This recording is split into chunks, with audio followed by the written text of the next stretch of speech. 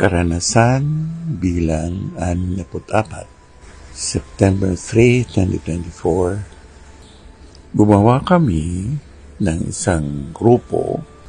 Isinagawa namin ang auric detoxification o pagtanggal ng toxicity o lason sa aura. Ang unang hakbang nito ay ang paghingi ng kapatawaran. Itinuro ko ang step-by-step na proseso para magkaroon ng auric cleansing.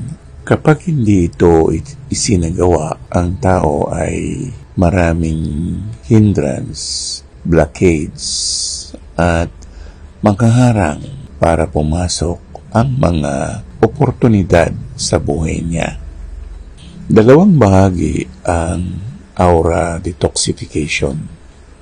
Ang isa ay may kinalaman sa Hinduismo, ay meron ding kinalaman sa pagtuturo na Malakristyano o mga Hudyo.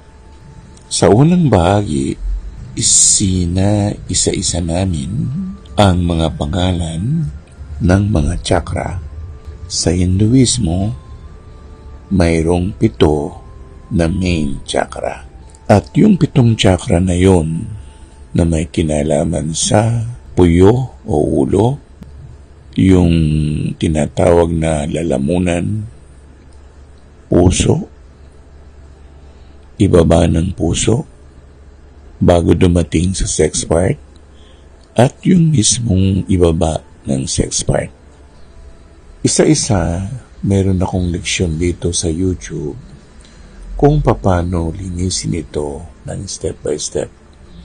Ganun pa man, ang bawat chakra ay may mga pangalan. Ang una, si Sahasrara. Kalawa doon, si Bindu.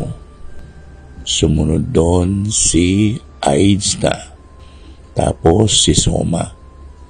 Yun ang kabuuan ng mga pangalan ng chakra sa loob ng ulo.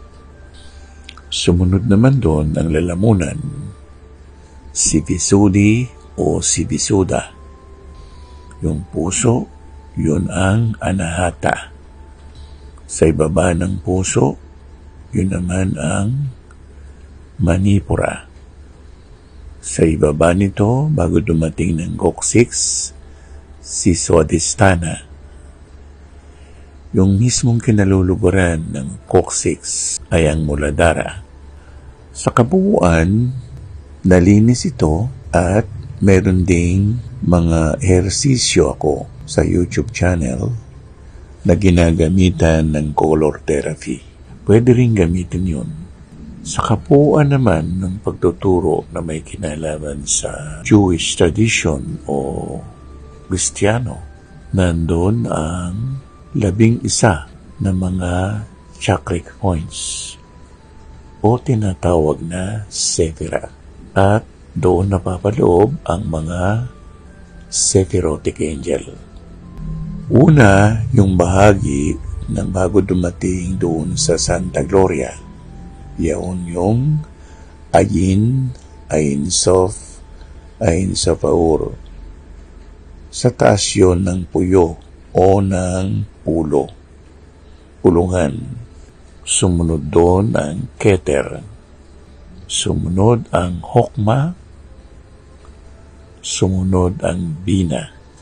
Merong nakatagong sephira sa loob ng pagbaba bago tumulay ng ibabang bahagi na ang tawag ay Yetzira, na ang tawag ay Daat. Sumunod doon si Gedula o si Hesed. Sumunod si Gebura. Sa puso, Tiferet o Tifaret. Sa balakang, Netsak. Sumunod si Hode. Sumunod yung kinalulugaran ng sex part, yung Yesod. At ang paanan ang Malkut. Sa prosesong yun, ang kabuuan ng 7 katawan ng tao ay nalinis. At kung gusto nyong gawin ito sa inyo o mag-session tayo, magpa-schedule lamang kayo. Pero kung gusto nyong sumali, pwede naman kayong sumali.